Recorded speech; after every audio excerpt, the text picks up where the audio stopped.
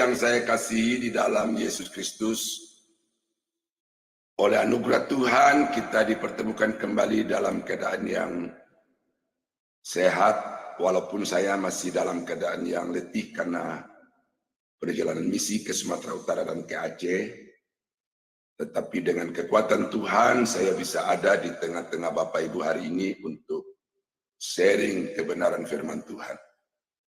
Nah, pada pagi ini kita akan membaca firman Tuhan dari Kolose pasal 3 ayat 1 sampai 17. Tetapi karena bagian ini saya bagi di dalam 3 seri, maka saya bacakan saja dulu dari ayat 1 sampai dengan ayat yang ke-10. Tetapi sebelumnya mari kita tunduk kepala, kita berdoa. Bapa yang ada di dalam surga, Bapa yang kami panggil dalam nama Tuhan Yesus Kristus. Terima kasih pagi ini kami kembali ada di hadirat Tuhan, bersekutu, mendengarkan kebenaran firman-Mu. Kami akan merenungkan firman Tuhan, kiranya Roh Kudus dapat menguasai hati pikiran pendengaran kami, supaya firman-Mu hari ini dapat kami pahami dan kami jadikan sebagai pedoman di dalam kami hidup mengiring dan melayani Tuhan. Di dalam nama Yesus kami berdoa, haleluya, amin. Nah, saudara-saudara, Kolose pasal 3 ayat 1 sampai 10 berkata demikian. Karena itu, kalau kamu dibangkitkan bersama dengan Kristus, carilah perkara yang di atas, di mana Kristus ada duduk di sebelah kanan Allah. Pikirkanlah perkara-perkara di atas, bukan yang di bumi. Sebab kamu telah mati dan hidupmu tersembunyi bersama dengan Kristus di dalam Allah. Apabila Kristus yang adalah hidup kita menyatakan diri kelak, kamu pun akan menyatakan diri bersama dengan Dia dalam kemuliaan. Karena itu dalam dirimu segala sesuatu yang duniawi, yaitu percabulan, kenajisan, hawa nafsu, nafsu jahat, dan juga keserakahan yang sama dengan penyembahan berhala. Semuanya itu mendatangkan murka Allah atas orang-orang durhaka. Dahulu kamu juga melakukan hal-hal itu ketika kamu hidup di dalamnya.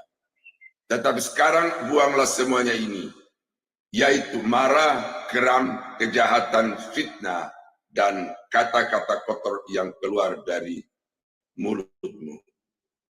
Jangan lagi kamu saling mendustai, karena kamu telah menanggalkan manusia lama serta kelakuannya, dan telah mengenakan manusia baru yang terus-menerus diperbaharui untuk memperoleh pengetahuan yang benar menurut gambar haliknya. Nah, demikianlah pembacaan kita, saudara-saudara, dari Kolose pasal yang saya beri judul Orang Kristen yang telah lahir baru. Jadi kekristenan yang sejati itu sesungguhnya, saudara-saudara, itu start atau starting point-nya itu adalah ketika seseorang itu mengalami kelahiran baru. Dan masing-masing orang Kristen itu punya titik permulaannya sendiri-sendiri. Nah, ketika orang lahir, banyak dan semua orang Kristen sudah lahir dalam status sebagai orang yang beragama Kristen.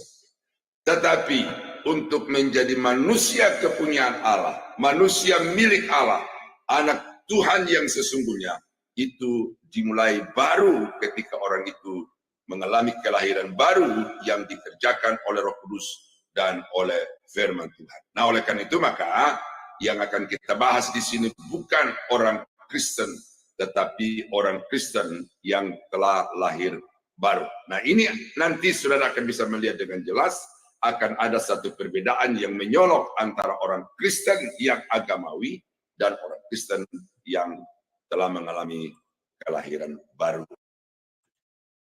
Nah, ada tanda-tanda yang sangat jelas, spesifik, yang dimiliki oleh orang-orang Kristen yang telah lahir baru, yang dengan itu membedakannya juga secara tegas, jelas dari orang-orang yang sekedar beragama Kristen, apalagi dari orang-orang yang tidak beragama Kristen.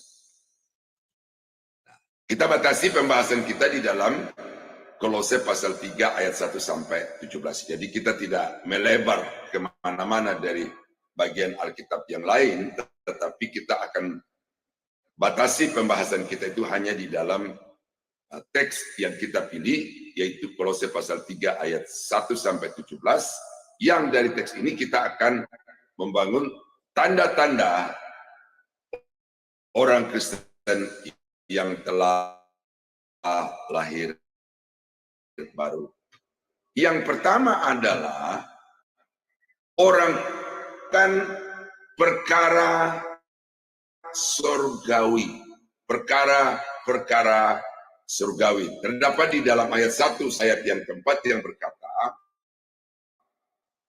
karena itu kalau kamu dibangkitkan bersama dengan Kristus, carilah perkara yang di atas, di mana Kristus ada, duduk di sebelah kanan Allah. Pikirkanlah perkara yang di atas, bukan yang di bumi. Sebab kamu telah mati dan hidupmu tersembunyi bersama dengan Kristus di dalam Allah. Apabila Kristus yang adalah hidup kita menyatakan diri kelak, kamu pun akan menyatakan diri bersama-sama dengan Dia dalam kemuliaan. Nah, ini yang harus menjadi satu orientasi hidup dari orang-orang yang sudah mengalami kelahiran baru di dalam hidupnya, yaitu dia tidak lagi berorientasi kepada hal-hal dunia seperti kekuasaan, kekayaan, popularitas, tidak lagi menjadikan dirinya sebagai figur sentral di dalam segala aspek kehidupan, tetapi sekarang orientasi hidupnya itu tertuju kepada hal-hal yang di atas, kepada surga yang penuh dengan kemuliaan.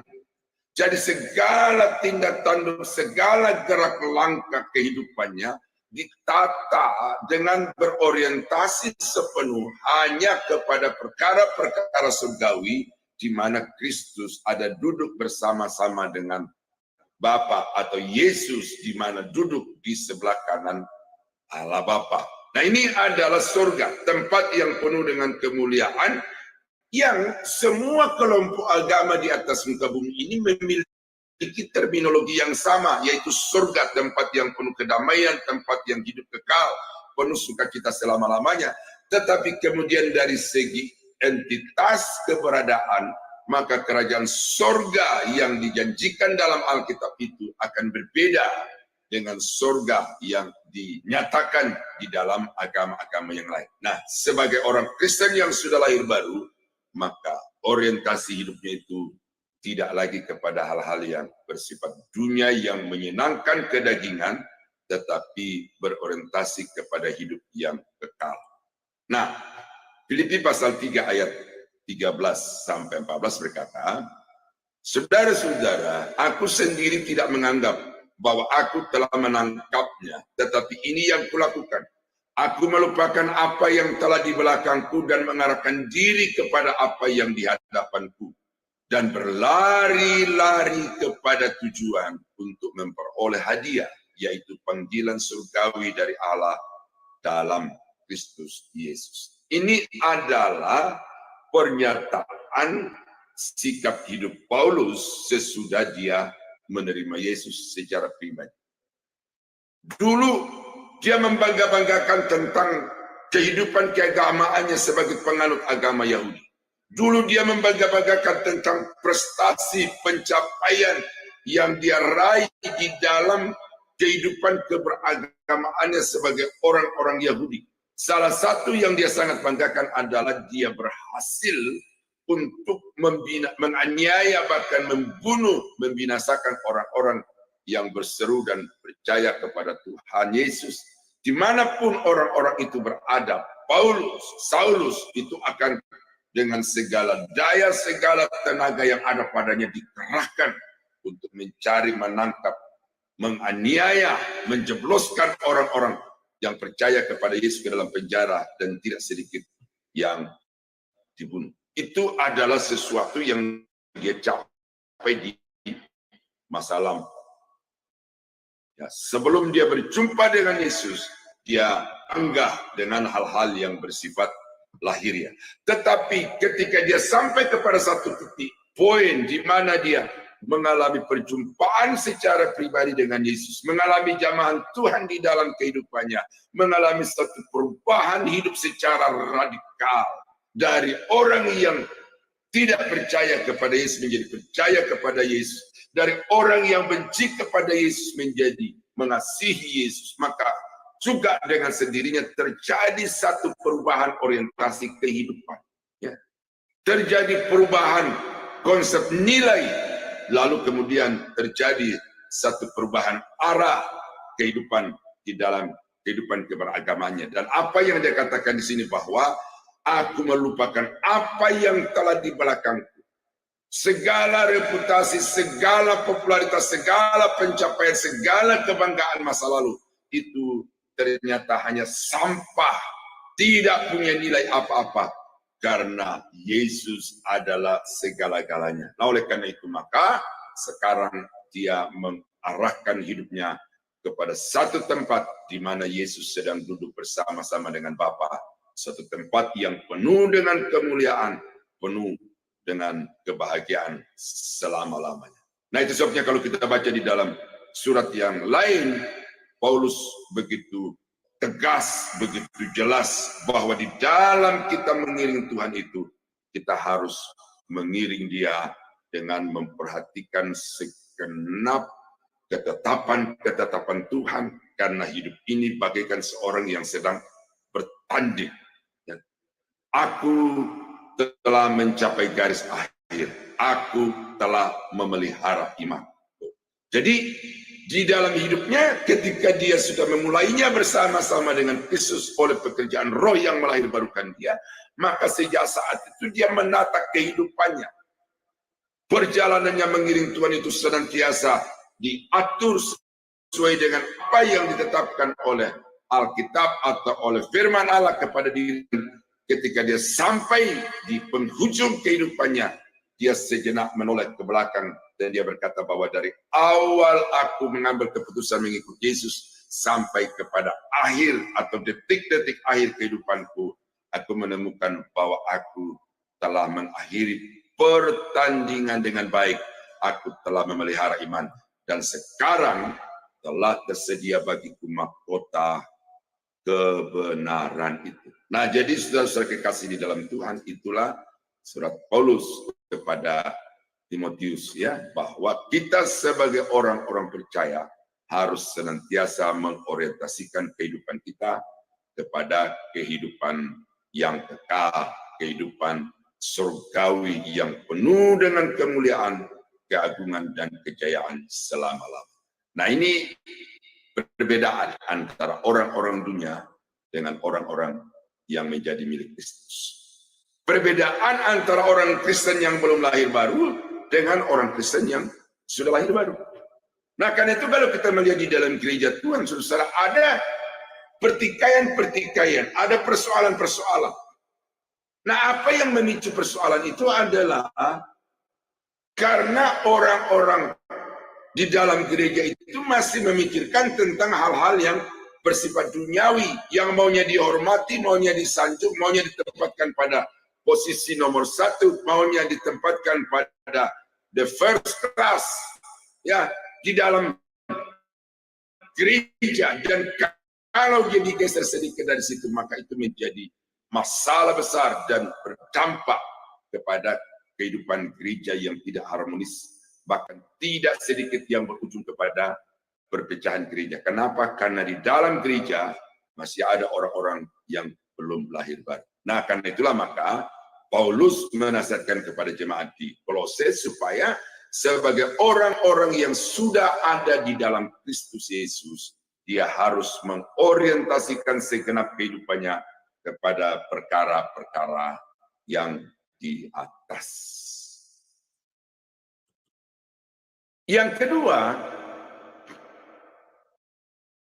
tanda daripada orang yang sudah lahir baru di dalam Kristus oleh Roh Kudus dan oleh firman Allah adalah mematikan hidup lama. Jadi dalam Alkitab itu kita baca ada hidup lama, hidup baru. Manusia lama, manusia baru. Nah, orang-orang yang sudah lahir baru itu maka dengan sendirinya akan berjuang untuk mematikan segala sifat-sifat dari manusia lama itu. Ayatnya demikian. Karena itu matikanlah dalam dirimu segala sesuatu yang duniawi, yaitu percabulan, kenajisan, hawa nafsu, nafsu jahat, dan juga keserakahan yang sama dengan penyembahan berhala. Semuanya itu mendatangkan murka Allah atas orang-orang durhaka. Dahulu kamu juga melakukan hal-hal itu ketika kamu hidup di dalamnya. Tetapi sekarang buanglah semuanya itu, yaitu amarah, geram, kejahatan, fitnah, dan kata-kata kotor yang keluar dari mulutmu. Jangan lagi kamu saling mendustai, karena kamu telah meninggalkan manusia lama serta kelakuannya. Nah, jadi jelas di sini Paulus secara detail dan juga sangat-sangat gampang untuk dipahami. Hal-hal apa yang harus kita tinggalkan sebagai orang-orang yang sudah lahir baru di dalam Kristus.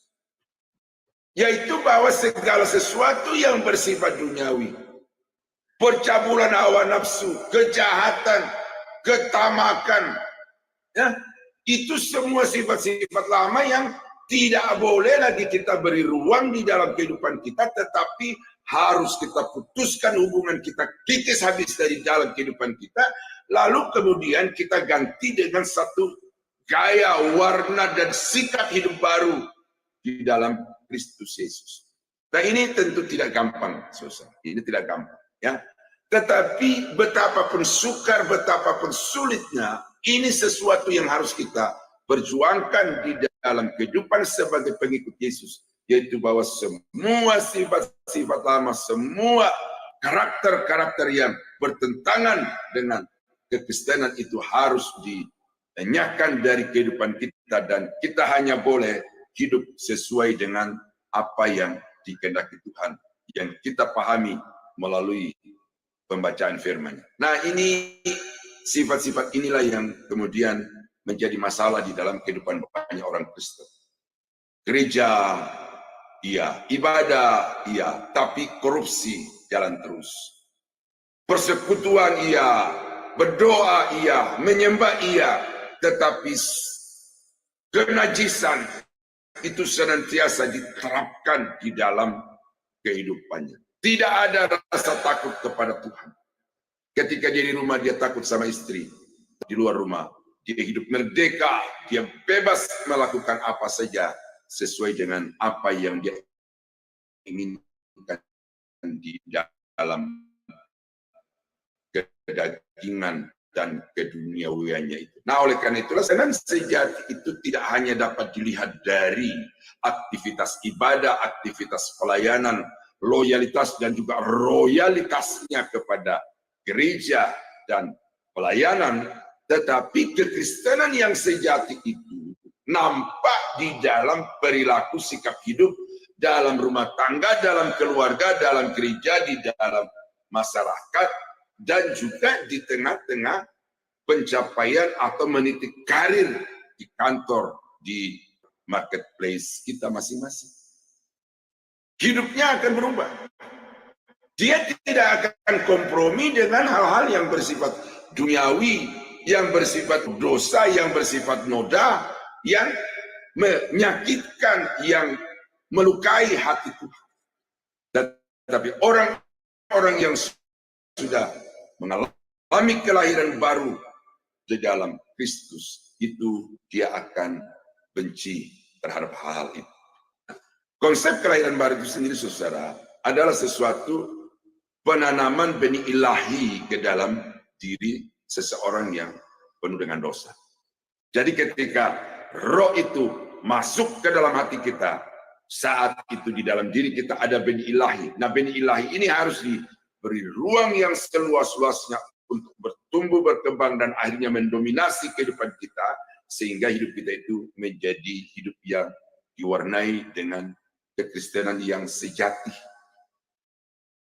Tetapi kadang-kadang saudara-saudara, kelahiran baru yang diklaim seseorang ini itu hanya meliputi satu aspek, yaitu hanya aspek rohnya.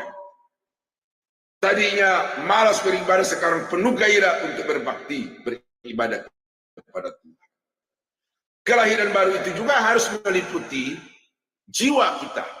Nah, di dalam jiwa itu ada pikiran, perasaan, dan kehendak. Orang yang sudah mengalami kelahiran baru di dalam Kristus, dengan sendirinya ada satu perasaan yang jijik, perasaan yang benci kepada hal-hal yang bersifat duniawi seperti percabulan, kenajisan, hawa nafsu, kejahatan, keserakahan, dan lain-lain sebagainya. Kalau engkau sudah mengklaim dirimu sebagai orang yang lahir baru, tetapi engkau belum ada rasa benci, rasa jijik terhadap hal-hal duniawi, berarti kelahiran baru itu semu. Itu hanya sesuatu yang kau tampakkan di dalam perbuatanmu, tetapi sesungguhnya tidak ada hakikatnya di dalam hati dan di dalam pikiranmu. Sebab orang yang sungguh-sungguh telah mengalami kelahiran baru itu, rohnya dibaharui oleh Tuhan, pikiran perasaannya dirubahkan oleh Tuhan, kemudian nanti tampak atau terwujud di dalam sikap hidup perbuatan yang memuliakan Tuhan, yang mencerminkan Kristus, yang oleh sikap hidupnya orang dapat melihat dan mengenal siapa Yesus yang dia sembah itu.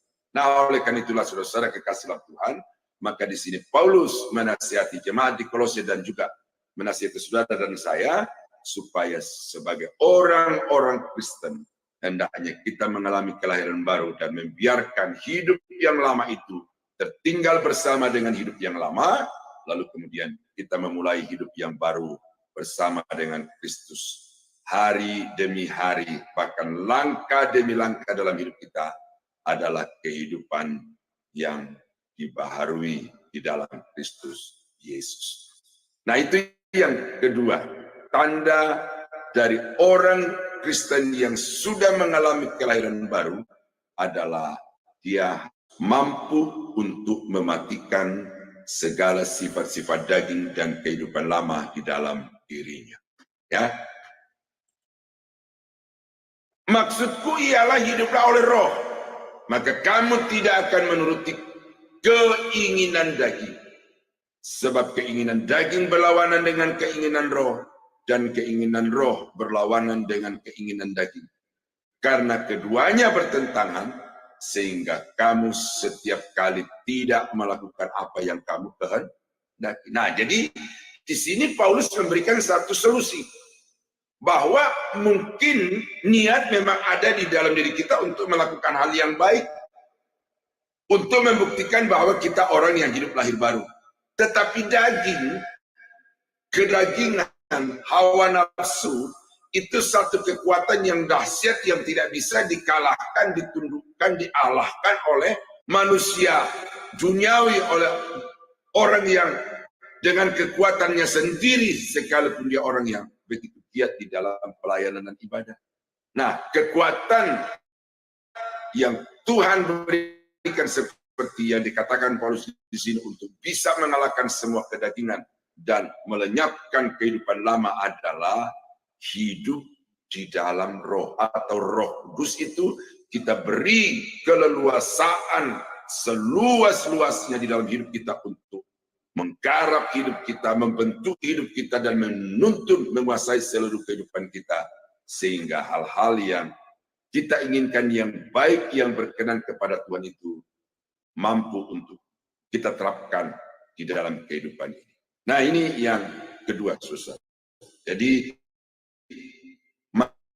matikanlah di dalam diri saudara segala sesuatu yang bersifat duniawi, yaitu warna dasar dari kehidupan lama orang-orang Kristen. Dan yang ketiga, ya, tanda dari orang Kristen yang sudah lahir baru adalah bertumbuh dalam pengetahuan yang benar tentang Allah. Ayat yang ke-10 berkata demikian. Dan telah mengenakan manusia baru yang terus-menerus diperbaharui untuk memperoleh pengetahuan yang benar menurut gambar haliknya. Jadi kekristenan itu adalah kehidupan yang dinamis. Orang yang sudah lahir baru masuk di dalam satu dimensi kehidupan yang baru, yang dikuasai oleh Roh Kudus dan harus senantiasa dinamis. Artinya setiap saat mengalami satu progresivitas, mengalami satu progresi dari yang kurang baik menjadi lebih baik, makin hari makin baik, dan pada akhirnya mencapai kesempurnaan di dalam Yesus Kristus, ya, yang terus menerus dibaharui. Jadi pembaharuan kehidupan itu bukan hanya terjadi pada saat pertama, ya. Pada saat pertama saudara mengalami kelahiran baru, itu yang berubah itu status dari manusia milik dunia menjadi manusia milik Allah. Tetapi kualitas hidup saudara pada waktu itu masih tetap seperti kayu yang baru ditebang kemudian dibawa keluar dari hutan. Masih tetap kayu pelondongan, belum terbentuk apa-apa. Tetapi sudah punya status yang berbeda, lalu juga sudah memiliki satu orientasi yang berbeda. Oleh karena itu maka hidup kita itu harus terus-menerus dibaharui, disempurnakan hingga mencapai titik yang sempurna dikatakan di dalam Roma pasal 8 ayat yang ke-29-30 itu sama seperti gambaran anaknya. Nah, oleh karena itu maka salah satu hal yang perlu saudara kita tumbuh kembangkan dalam hidup kita itu bukan saja perubahan hidup yang makin hari semakin baik, perilaku yang makin hari semakin baik, tetapi juga satu hal yang sangat hakiki yang perlu kita tumbuh kembangkan, yang harus kita capai dalam hidup kita itu adalah bertumbuh dalam pengetahuan yang benar tentang Allah. Di sini ada satu problematika kekristenan yang sangat serius, yaitu bahwa ada banyak orang Kristen yang hanya merasa cukup. Yang penting saya sudah percaya Yesus, sudah terima Yesus, berbakti kepada Yesus, melakukan apa yang Yesus perintahkan. Tetapi abai atau tidak peduli kepada betapa pentingnya orang Kristen itu bertumbuh di dalam pengenalan akan Allah. Ini kelemahan banyak orang Kristen, dan lebih ironi lagi saudara adalah ada banyak pendeta-pendeta pengkhotbah yang tidak menyadari betapa pentingnya pengajaran, betapa pentingnya pengetahuan, betapa pentingnya pengenalan Allah itu di dalam gereja, di dalam kehidupan orang-orang Kristen. Padahal Alkitab dengan tegas mengatakan bahwa umatku binasa karena tidak mengenal Allah.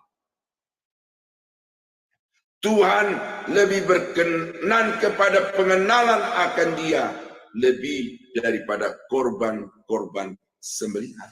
Itu jelas ditegaskan di dalam Perjanjian Lama bahwa Allah itu sangat rindu untuk dikenal, bukan hanya untuk dipercayai.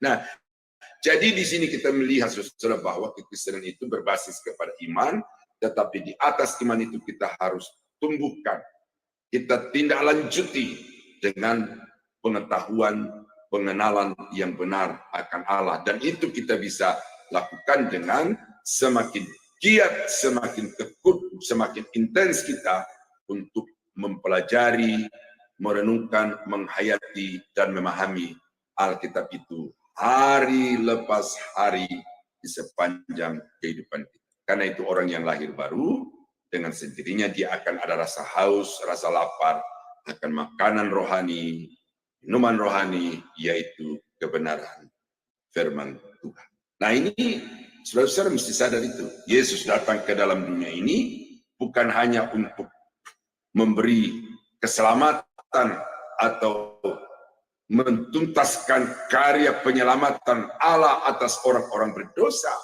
tetapi Kristus datang ke dalam dunia ini juga untuk memberikan satu pemahaman dan menuntun orang untuk dapat mengenal Allah itu dengan benar. Di dalam Efesus pasal yang ke-1 ayat yang ke-15 sampai 18, Paulus berkata, Karena itu setelah aku mendengar tentang imanmu dalam Tuhan Yesus dan tentang kasihmu terhadap semua orang kudus, aku pun tidak berhenti mengucap syukur karena kamu. Nah, ini sesuatu yang sudah dicapai oleh jemaat di Efesus itu.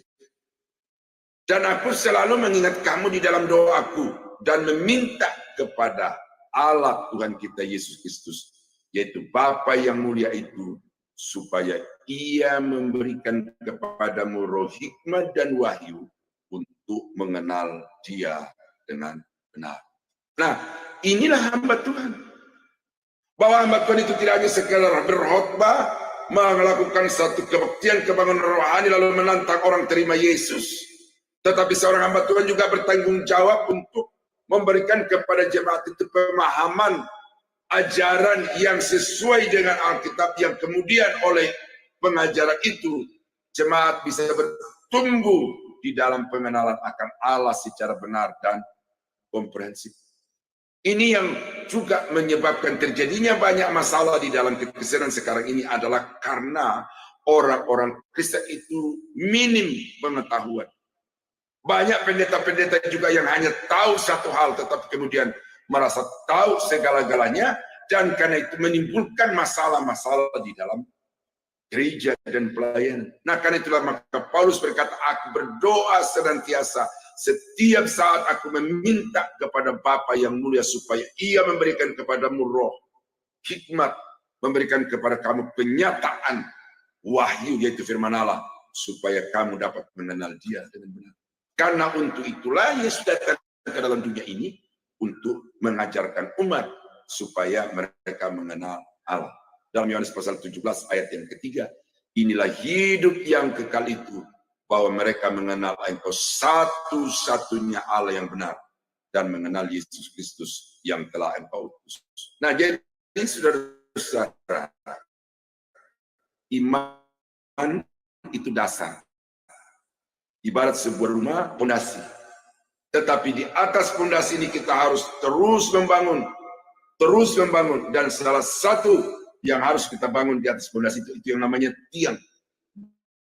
Dan tiang kekristenan yang kokoh itu salah satunya adalah akan Allah. Pengetahuan yang benar akan firman Allah. Dan kalau kekristenan itu dibangun dengan tiang pengetahuan yang kokoh, pengetahuan yang benar, maka kekristenan itu akan kuat, tangguh, handal untuk dapat menghadapi setiap godaan dan goncangan di tengah. Kekristenan itu dinamis, tidak statis.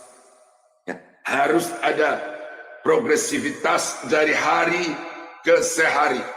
Ada pertumbuhan, ada perkembangan. Ini yang juga disediakan pendewasaan iman. Pemahaman kita kemarin harus berbeda dengan pemahaman hari ini. Berbeda dalam arti ada satu peningkatan hari lepas hari. Nah, jadi inilah tanda-tanda dari orang-orang yang sudah mengalami kelahiran baru, yaitu dia akan bertumbuh di dalam pengetahuan yang benar tentang Allah.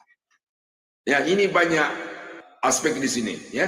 Banyak implikasi yang kita bisa ambil dari bertumbuh di dalam pengetahuan tentang Allah lain. Salah satu animo yang cukup besar di dalam kehidupan orang-orang yang mengalami lahir baru itu adalah dia ingin menyenangkan hati Tuhan, ingin menyukakan hati Bapa. Itu sesuatu yang pasti ada di dalam kehidupan setiap orang Kristen. Tetapi kemudian yang menjadi pertanyaan adalah bagaimana? How do we pleasing God? Itu pertanyaan. Nah, banyak orang yang berjuang untuk menyukakan hati Bapa, tetapi sesuai dengan perasaannya, sesuai dengan pikirannya, dan tidak sesuai dengan apa yang dikehendaki oleh Bapa, yang dikehendaki oleh Tuhan. Nah, oleh sebab itu maka supaya saudara bisa menyenangkan Tuhan dengan benar, saudara harus mengenal Bapa, mengenal Tuhan itu secara benar. Satu contoh saja, saudara. Ya, seorang istri akan dapat menyenangkan suami dengan baik kalau dia kenal suaminya dengan baik. Seorang bapak atau orang kalau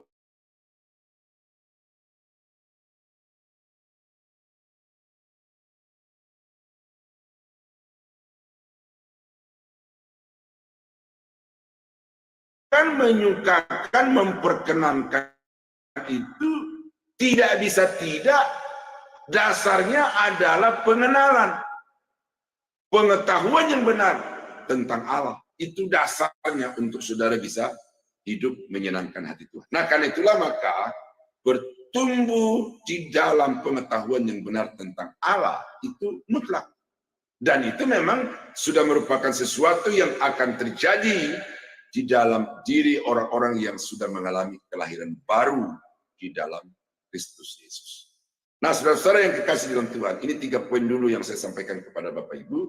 Bagaimana kita harus hidup sebagai orang-orang yang sudah lahir baru di dalam Tuhan. Yang pertama adalah kita harus memiliki orientasi yang benar. Tidak lagi kepada diri sendiri tetapi kepada Yesus, tidak lagi kepada hal-hal yang bersifat duniawi tetapi kepada hal-hal yang surgawi. Dan yang kedua adalah kita harus membuang hidup yang lama, sifat-sifat lama, pikiran-pikiran lama, perbuatan-perbuatan lama itu harus diputuskan secara total. Tidak boleh lagi kita harus lakukan dalam hidup ini. Karena orang-orang yang sudah lahir baru di dalam Kristus, sifatnya berubah, perbuatannya berubah, segala sesuatunya berubah. Dan karena itu, hal-hal yang bersifat lama itu harus ditinggalkan. Dan yang ketiga, bahwa manusia atau orang-orang Kristen yang sudah mengalami kelahiran baru di dalam Kristus adalah orang-orang itu harus bertumbuh di dalam pengetahuan yang benar tentang Allah. Jadi kekristenan itu bukan menyangkut atau persoalan hal-hal logika, pengetahuan, pemahaman, dan pengajaran. Nah, jadi saudara kekasih dalam Tuhan, kiranya renungan firman Tuhan pada pagi hari ini dapat menjadi penambah wawasan, dapat menjadi pemahaman baru, dan saya berdoa kiranya Roh Kudus menguatkan saudara untuk sanggup menerapkan 3 poin ini, sehingga saudara dapat menunjukkan, membuktikan dari hidup saudara tanda-tanda dari orang yang telah lahir baru di dalam Kristus Yesus. Mari kita berdoa. Bapa, terima kasih untuk firman-Mu pada hari ini. Kami sudah belajar bagaimana kami harus hidup sebagai orang-orang Kristen yang sudah lahir baru atau yang sudah dilahirbarukan oleh Roh Kudus dan oleh firman Allah. Kiranya apa yang Paulus sudah ringkaskan di dalam Kolose pasal 3 ayat 1 sampai 17 itu kami pahami dengan benar, kemudian kami dapat praktekkan di dalam kehidupan kami setiap hari, dan dengan demikian hidup kami ini sungguh-sungguh akan menampakkan kekristenan yang sejati, anak-anak Tuhan yang sejati, orang-orang percaya yang sungguh-sungguh di dalam Tuhan. Kami berdoa di dalam nama Yesus Tuhan dan Juru Selamat kami. Haleluya. Amin.